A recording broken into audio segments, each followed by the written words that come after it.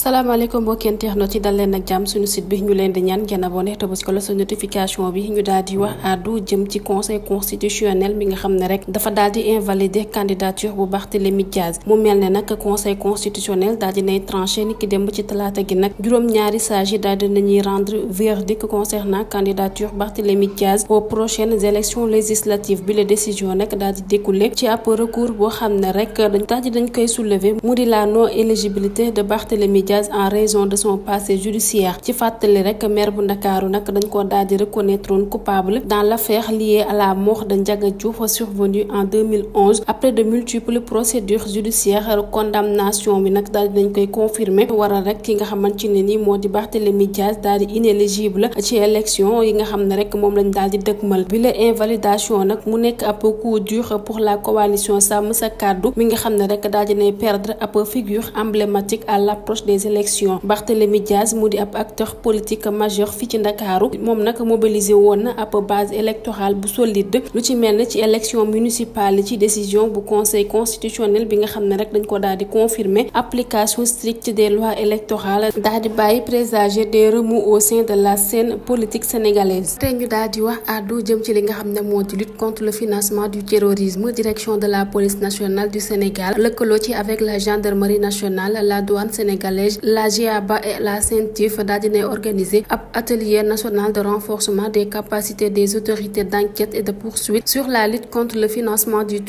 terrorisme mu tàmbali juróom-ñett fan jàpp fukki fan ak benn ci weeru octobre 2024 bi la formation nag la ko tax a jóg moo di améliorer la compréhension et la maîtrise des dispositifs et mécanismes de lutte contre les circuits financiers terroristes xeex bi jëm ci wàllum terrorisme mënula efficace bu fekkente ni rek duñu attaquer à la racine même bu fekkontine ni bi le fléau dafa viser son financement ca noonee nag direction de la formation ex école nationale de police daal dinay amal ab atelier national de renforcement des capacités des autorités d'enquête et de poursuite mu di ab atelier bu marqué ab nouvelle étape dans le renforcement de la lutte contre le financement du terrorisme di renforcer les capacités des acteurs clés pour une réponse mieux coordonnée et plus efficace face à cette menace globale cérémonie d'ouverture bi nag daal di dañ koy présider par le directeur général de la police ci teewaayu au représentant des forces de défense et de sécurité du pays ca noonee nag daal dinay souligner l'importance capitale bi les formations ci ab contexte boo xam ne rek menace terroriste dafa daal di gagner ab terrain fii ci Afrique de l'Ouest ba tey ñu daal di wax àddu ci leneen mbir mu di ab nouvelle démission foofee ca parti bi di APR maître Malick Sall daal dinay claquer la porte série de démission yi nag daal dinay continuer foofee ca Alliance pour la République ginnaaw publication des listes provisoires pour les législatives anticipées prévues le 17 novembre ginnaaw Awa Gueye jamono yi nag ki nga xam ne moo di maître Malick Sall nag di ancien garde des Sceaux ak it ministre de la justice moo daal di quitté bi la parti kii di Malick Sall nag daal dinay confirmer sa démission ci ab déclaration di affirmer rek ne daal dinay quitté APR avec toute son équipe te it muy évoquer des raisons personnelles ngir expliquer sa décision en tant qu'ancien ministre de la justice ki nga xam ne rek moo di Malick Sall ñu daal di koy xam en février 2021 ci manifestation violente en accusant des lutteurs d'en être à l'origine ñu daal di koy interviewé par France 24 il avait attribué les manifestations aux lutteurs privés de leur passion qui avaient envahi les rues de Dakar expliquant que ces derniers étaient habitués à s'entraîner toute la semaine et à participer à des combats le week-end pour se défouler et gagner leur vie activité dont ils étaient privés depuis un an ba tey ñu daal di wax àddu jëm ci police bi nga xam ne rek daal dina relancer ab initiative ngir renforcer la sécurité au Sénégal police nationale nag daal dina relancer ab programme intitulé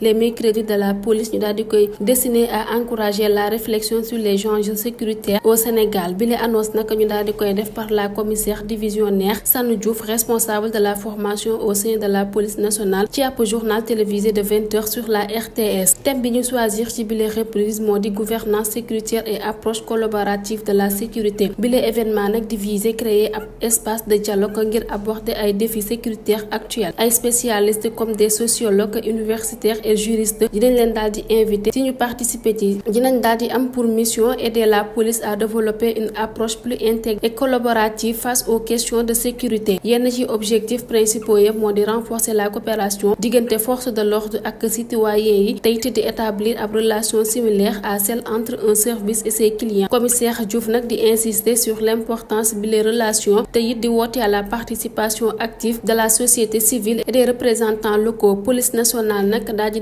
mettre également également en avant la police de proximité bi nga xam ne rek dina daal di désormais concentré sur le développement des compétences humaines au-delà de la simple présence physique des agents. Bi la évolution nag di viser à instaurer des partenariats durables et des relations de confiance avec la population. Ci gàttal bi la relance des mercredis de la police dina daal di marquer une volonté de moderniser la sécurité publique en impliquant davantage les citoyens dans la construction d'une gouvernance sécuritaire au Sénégal.